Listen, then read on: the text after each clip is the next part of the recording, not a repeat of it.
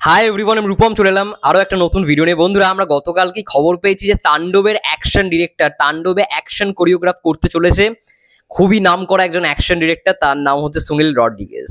এই খবরটা গতকালকে আমরা পেয়েছি এবং বরবাদের সঙ্গে সঙ্গে তাণ্ডবেরও চেষ্টা করছি আপডেটগুলো তুলে ধরার। তো এখন আমরা যেই বিষয়টাকে নিয়ে কথা বলবো সেটা হচ্ছে অ্যাকশন কোরিওগ্রাফিটা কেমন হতে চলেছে। আমরা কিছুদিন আগেই জেনেছিলাম যে একদিন বাংলাদেশে কিন্তু অলরেডি অ্যাকশন সিকোয়েন্স শুট হয়ে গেছে এবং জাহিদ ভাইয়ের থেকে আপডেটটা পেয়েছিলাম।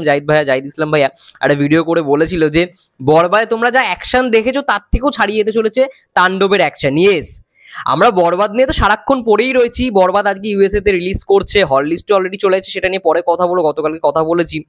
ইভেন দেখলাম কিছু কিছু হলে খুব নোংরামিও চলছে, হলের লোক সংখ্যা হয়তো 600, সেইখানে প্রোডাকশন হাউসকে রিপোর্ট দেওয়া হচ্ছে 400। ঠিক আছে, এরকম কিছু নোংরামি চলছে, সেগুলো নিয়ে পরে আলোকপাত করব, পরে কথাবার্তা বলবো। কিন্তু তাণ্ডবের যেটা সব থেকে গুরুত্বপূর্ণ দিক, তাণ্ডব নামটা শুনেই আমরা বুঝতে পারছি যেটা একটা অ্যাকশন কমার্শিয়াল মেইনস্ট্রিম ছবি হতে চলেছে। এখানটার অ্যাকশন কিন্তু খুব গুরুত্বপূর্ণ একটা পার্ট হতে চলেছে। অলরেডি ঢাকায় কিন্তু সুনীল রড্রিগেজ তার টিম নিয়ে উপস্থিত হয়েছে। ইয়েস, খবরটা যেটা গতকালকে এসছে সেটা একদম সঠিক খবর।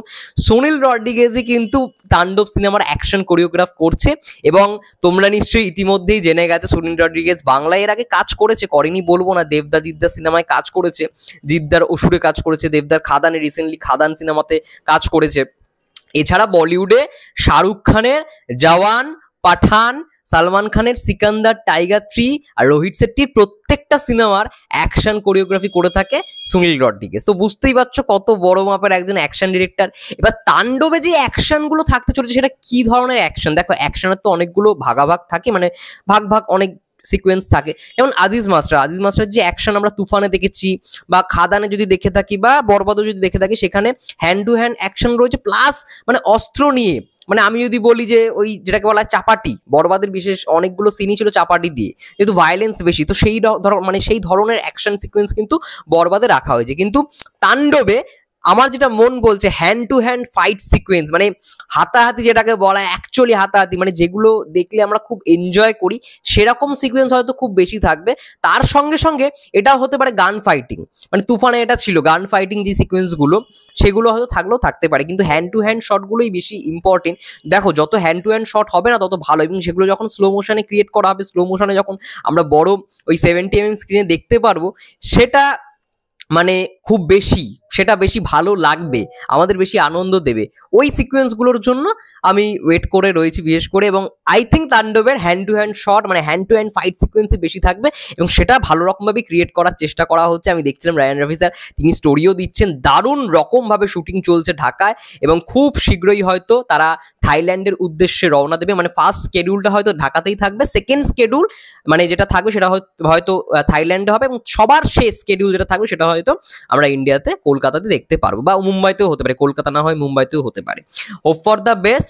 তাণ্ডব কুরবানি ঈদের রিলিজ, এবং কুরবানি ঈদ আমি যেটুখানি দেখতে পাচ্ছি আমার চোখের সামনে ক্যালেন্ডারে যে 7ই জুন, 7th জুন, আর বেশি দিন হাতে সময় নেই। এপ্রিলের, আজকে তোমাদের সবার জানা আছে আজকে এপ্রিলের 19 তারিখ, এবং খুব শীঘ্রই আমরা পরের মাস এপ্রিল, মে, জুন, মে মাসটাই পুরো হাতে থাকছে। মে মাসের মধ্যেই টিমকে টিজার ড্রপ করতে হবে, গান ড্রপ করতে হবে, এবং ট্রেলার আসলেও আসতে পারে, নাও আসতে পারে, কিন্তু এই হাতে শুধুমাত্র এই মে মাসটাই, এপ্রিল, মার্চ, এপ্রিল, মে এবং জুনেই রিলিজ তাণ্ডব। কুরবানি ঈদ এবং রোজার ঈদের মধ্যকার যেই ব্যাপারটা, মধ্যকার যে টাইমটা, সেটা খুবই শর্ট টাইম থাকে। তো সেই শর্ট টাইমের মধ্যে কিন্তু শুটিং শেষ করতে হবে তাণ্ডব টিমকে, এবং হয়ে যাবে। রায়ান রাফি সেরকমভাবেই প্রিপারেশন নিয়েছে, রায়ান রাফি সেরকমভাবেই পুরোপুরি ইয়েটা করে, প্রিপ্রোডাকশনটা করে, এবং আমাদের বিশ্বাস হয়ে যাবে, সমস্ত ভালো রকমভাবেই শেষ হবে। তাণ্ডবের জন্য অনেক অনেক শুভকামনা, এবং তাণ্ডব বরবাদের থেকেও বড় বাজেটের ছবি, এটা মাথায় রেখো। তাণ্ডব বরবাদের সাফল্যের পর সাকিব ভাইয়া নিজে জানিয়ে দিয়েছে বরবাদের সাফল্যের জন্য তাণ্ডবের বাজেট নাকি দ্বিগুণ করে দেওয়া হয়েছে। ভাবতে পারছো, বরবাদের বাজেট, বরবাদের যা বাজেট ছিল, তাণ্ডবের বাজেট হয়তো সে তার থেকেও বেশি হতে চলেছে। শুধুমাত্র বরবাদের সাফল্যের জন্য তাণ্ডবের বাজেটকে আরো ডাবল করে দেওয়া হয়েছে। তার বুঝতে পারছো যে স্ক্রিন প্লে, যে রাইটিং, যে স্ক্রিপ্ট ছিল, সেটাকে আরো ইমপ্রুভ করা হয়েছে, অ্যাকশনে আরো ভালো রকম ভাবে ধ্যান দেওয়া হচ্ছে। হয়তো হতেও পারে অ্যাকশন ডিরেক্টর আরো একজনকে যুক্ত করা হলো, আমার মন বলছে আরো একজন অ্যাকশন ডিরেক্টর হিসেবে থাকবে সিনেমার মধ্যে। এবার দেখা যাক কি হয়। হ্যান্ড টু হ্যান্ড অ্যাকশন ভাই জমে যাবে, পুরো জমে যাবে, খেলা হবে, সুনীল রড্রিগেজ জাস্ট ফাটিয়ে দেবে।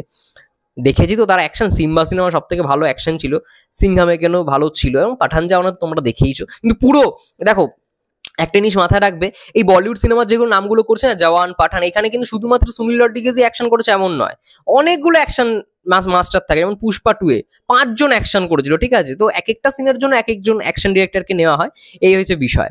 যাই হোক, তোমাদের কি মন্তব্য hand to hand fight sequence নিয়ে অবশ্যই কমেন্ট করে জানাও। ততক্ষণের জন্য সবাই ভালো থেকে সুস্থ থেকো, টেক কেয়ার।